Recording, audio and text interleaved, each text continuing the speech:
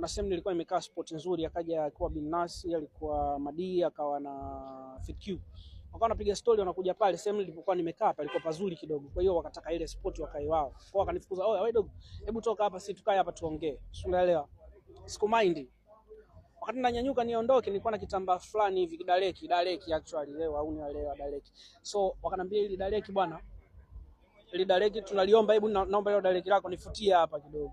Hiyo nilikachi mpaka kesho. Yaani hiyo nimeikachi sana. Sasa ushawahi kuonana naye maybe mkaimaliza?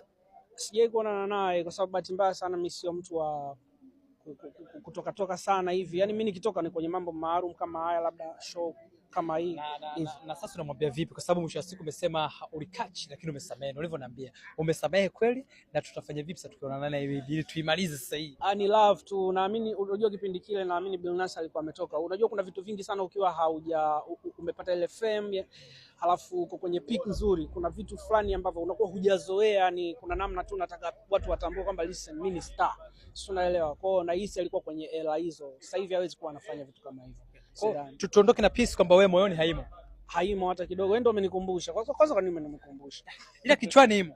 Kichwani hujasahau. Mimi bahati mbaya sana sio mtu wa kusahau. Yaani huwa sisahau chochote. Ndio ukinitendea wema nakumbuka, ukinitendea babaya nakumbuka. Sawa bwana, by the way